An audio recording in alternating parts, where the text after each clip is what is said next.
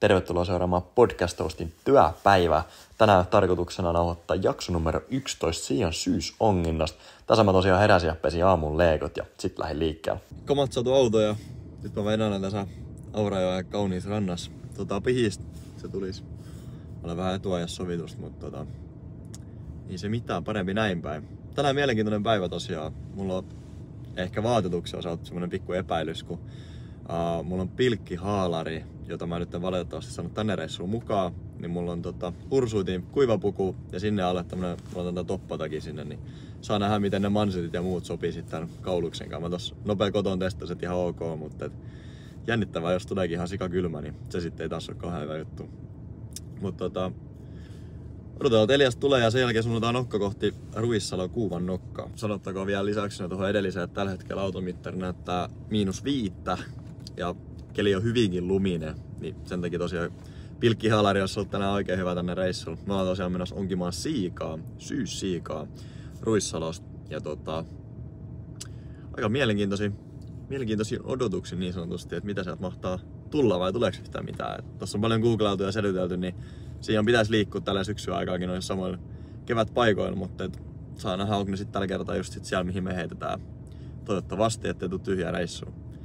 Olisi innoittava lähteä monen tunnin pakkaselle seisoskelun jälkeen tyhjiin kalabusseihin kotiin, mutta katsotaan. Tässä saavuttiin just tuohon Kuuvannokan parkkipaikalle ja ruvettiin pukea sit vielä kamoi päälle, tai mäpui Eliakselle oli. Tässä kohtaa iso shoutoutti myös Ursuitin kuivapuvuun, toimi erittäin hyvin tuossa kelissä, vaikka jonkun verran tuulikin, niin ei päässyt tuuli tosta läpi ja mies pysyi lämpimänä.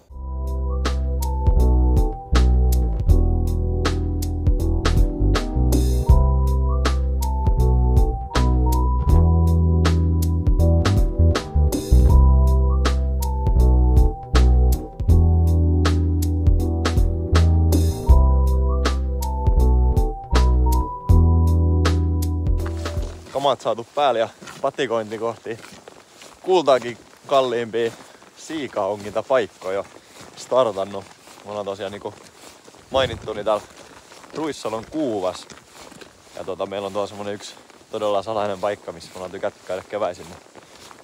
Katsotaan, jos toimittelis näin syksyisestikin. Keli on mitä mainioi.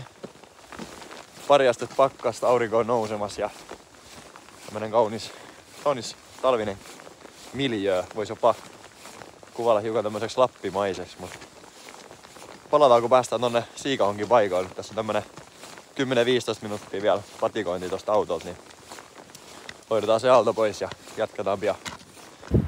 Nyt ollaan saavuttu tänne Ruissalon salaisilla paikoilla. Täällä on joku ystävällinen kalamies käynyt tämmösen pöydänkin meidän teettämässä kesäaikaan. Kiva pitää kamoitonsa ja huomattavasti helpompi, kun ei tarvitse tuossa maassa kykkiin. Mutta mulla on tässä ihan tämmönen perus siikaonki-setti tällä hetkellä. Eli ihan normi, toitte siikivapaa ja normisiimat ja kelatyömmässä. Siihen ei tarvitse mitään erikoisuuksia. Mä olen tämmösen liukupaino laittanut tosta pääsiiman läpi.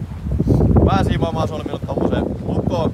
Ja sen päässä sitten tämmönen tapsi, jonka päässä tommonen pieni koukku. Ja tähän me laitetaan nyt sit mattoa. Ja sen jälkeen viskataan tonne mereen. Ihan perus siikaonki-setti. Vaikka näin syksyllä ollaankin kevään sijasta. Mut laitetaan tohon vielä mattoa ja sit viskataan ja sen jälkeen sormet ristiin, että jos joku siika tulisi syömään.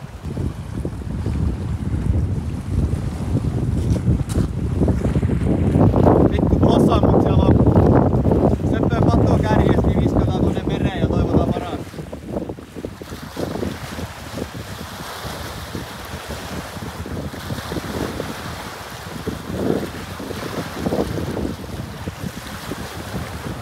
Se on oikein hyvä. Laitetaan tohon päähän vielä toi siikaonkin kello, niin ei jää tärmit huomaa. Sanottakoon vielä tähän kohtaan, että hiukan epäilin tätä Ursuitin kuivapuvun toimintaa täällä pakkasessa, mutta mulla on täällä alla toppatakki ja sit tää on oikeesti erinomainen tähän, kun pitää tuulta. Täälläkin on aika hyvä blossa, vaikea sanoa, olisiko joku tommonen 5-6 metriä sekunnissa ehkä.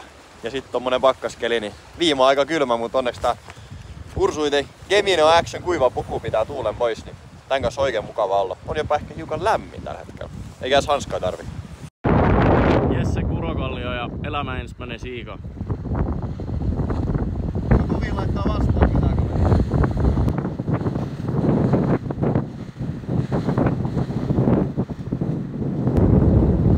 Nyt on muuten iso siika.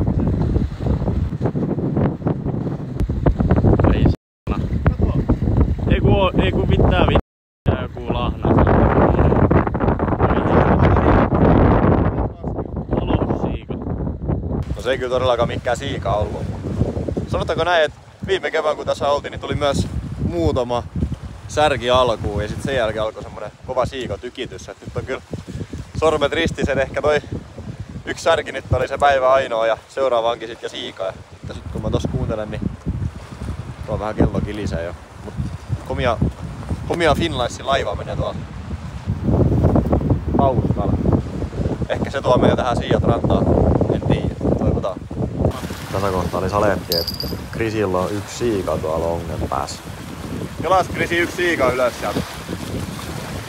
Mutta lopulta ei ollut. Vähän viileet on kyllä. Saatiin tuossa just valmiiksi meidän jakso 11 Sia syysonginta. Tai tehdään vielä sit loppukatsaukset tuossa hetken päästä, mutta jakson runko saatiin tehtyä. Pihistosa heittää just taimenlusikkaa siimon päähän ja katsotaan jos tästä joku taimen tulisi. Mulla on vielä tuossa siikaonkin vehkeet vedes. Mut kyllä se niin on, että ei jokainen maide ei voi päättyä kalasaamiseen. Nyt on pari särkeä kyllä alla jo, mutta siikaa ei oo näkynyt. Katsotaan. Toivottavasti tulis, mut jos ei tuu, niin sit se on vaan just näin. Ei siis minkään mahaa. Ei jokainen maide ei voi olla mitenkään ilotulitusta.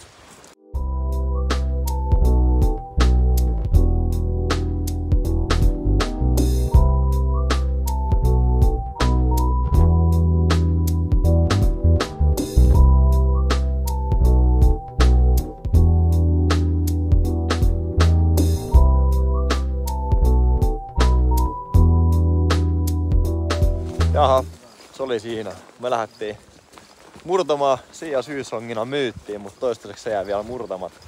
Ehkä ensi syksyn mennään tämänpäiväinen kokemus, se ihan hirveästi houkuttele menee tonne enää uudestaan. Ja sen verran kylmä oli toki nyt komea auringonpaiste alkoi lämmittämään hiukan, mutta kyllä nyt on mitta täynnä. Et ollaan me täällä nyt 5 tuntia pihiksen kanssa seistyy ja pari särkeä. Oliks yksi jopa semmonen sulkava ehkä. Mut ei mitään havaintoa Siasta. Pihis oli sitä mieltä, että hänellä oli meritaimen tärppi, kun hän tuossa koitti meritaimet kalastaa, mutta sitten sekin selvisi vaan, että se oli joku levän palanen, mikä sieltä sit ylös tuli. Et ei edes meritaimen tärppi. Vaikea reissu, mut minkäs siinä mahtaa, kun tämmönen sunnuntaikalastaja on, niin ei tiedä mistään mitään. Mut tosiaan myytti jää murtamatta. Siat jäi tonne mereen. Ja nyt tarvotaan takaisin sit kohti autolla. Ei mitään, hei, kommentoi jos haluat tähän lisää tämmösiä maideita. Toki nyt oli erittäin kalaton maidei, mutta toivottavasti seuraava maidei olisi vähän kalaisampi. Se on seuraava maidei, moro! Se maide ei missään nimessä jäänytkään siihen. Tosiaan Airistalta kalastuspodcast ollaan ja meidän jaksot löytyy Spotifysta kuin myös täältä YouTubesta, joten käy ottamassa aiemmat jaksot haltuun. Käy ehdottomasti kuuntelemassa meidän viimeinen jakso eli jakso 10. Siinä aiheen kuhan syysjigausta sekä henkilökohtaisesti tärkeästä aiheesta eli mun suurimmasta meritaimenesta, minkä mä tuossa pari viikonloppua takaperin sain. Tämän päivänä jakso mikä tehtiin eli Sian syysonginta, se tulee 10. joulukuuta. Joten muista pistää kanava tilaukseen, niin näet sit kun tää jakso tulee ulos. Nyt se on moro!